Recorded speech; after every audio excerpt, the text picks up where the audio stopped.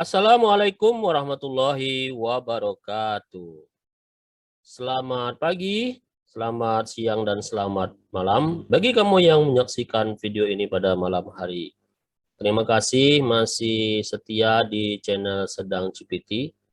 Pada kesempatan ini kita masih membahas mengenai pemrograman untuk pemula. Baik, kita akan lanjutkan. Silahkan dilihat video kita berikut ini.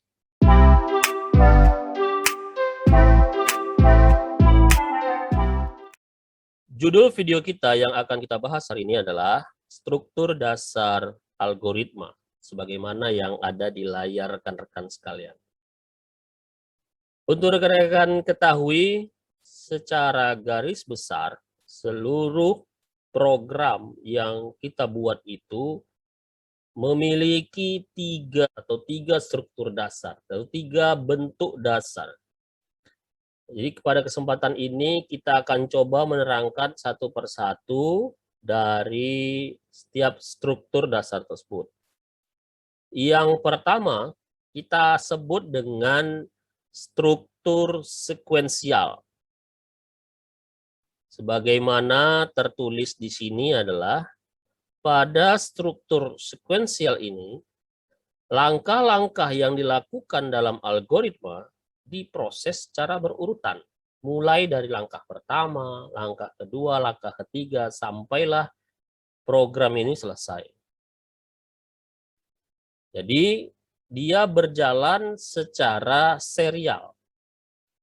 Mulai dari langkah satu selesai, dilanjutkan kepada langkah yang kedua, kemudian nanti langkah kedua selesai, lanjut lagi kepada langkah yang ketiga.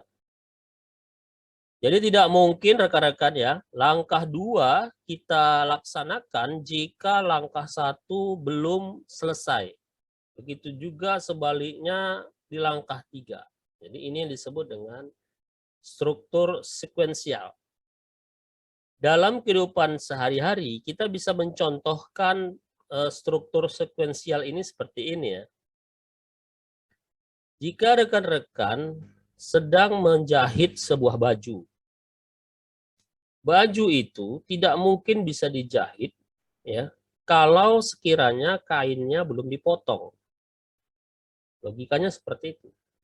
Kain juga belum bisa dipotong rekan-rekan kalau misalkan orang yang akan membuat baju ini belum diukur. Jadi langkah pertama adalah mengukur si pemilik baju, kemudian langkah kedua adalah memotong sesuai pola, dan langkah ketiga adalah menjahit. Ya, itu contoh daripada struktur sekuensial. Jenis yang kedua, strukturnya disebut adalah struktur seleksi. Struktur seleksi menyatakan pemilihan langkah yang didasarkan terhadap sebuah kondisi. Kita bisa lihat di sini sebagai contoh ya. Ada 2 saya buat. Jika kondisinya benar tercapai, maka yang akan dilaksanakan adalah langkah 1. Jika kondisi benar itu tidak tercapai, maka akan dilaksanakan langkah 2. Jadi dalam struktur seleksi ada bagian-bagian langkah yang tidak dikerjakan saat seleksinya tidak menuju kepada langkah tersebut.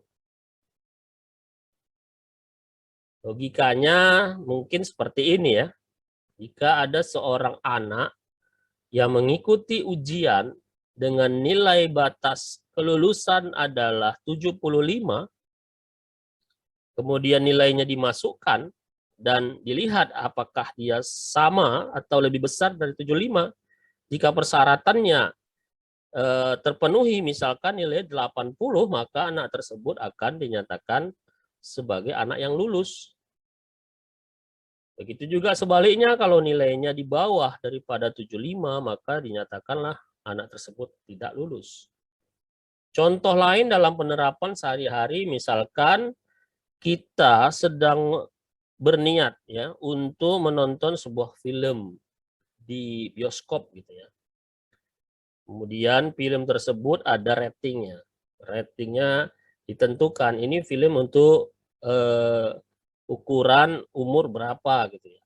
Misalkan batasannya adalah 17 tahun. Jika orang yang berumur di bawah 17 tahun, maka dia tidak boleh menonton film tersebut. Kira-kira seperti itu. Struktur yang ketiga atau yang terakhir disebut dengan struktur perulangan. Jadi kondisinya itu ada pemilihan di situ, tetapi pemilihan tersebut akan dinilai kembali apakah nilainya tercapai atau tidak. Jadi kegiatan itu akan diulang-ulang sampai kondisinya tercapai. Bisa kita lihat penjelasannya di sini ya.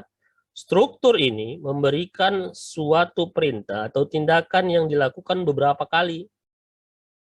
Contoh misalkan dalam kehidupan sehari-hari, misalkan kita ingin mengisi sebuah bak air dengan menggunakan sebuah ember gitu ya. Ukurannya lebih kecil dari bak air tersebut. Kita bawa ember berisi air, kita isi ke dalam bak air tersebut, kita lihat apakah sudah penuh atau tidak. Kalau tidak penuh, kita ambil lagi air sebanyak 1 ember, kita masukkan lagi. Begitulah seterusnya sampai pada akhirnya bak tersebut penuh terisi air. Kira-kira seperti itulah struktur perulangan itu. Jadi kegiatannya akan dilakukan terus-menerus sampai kondisinya tercapai.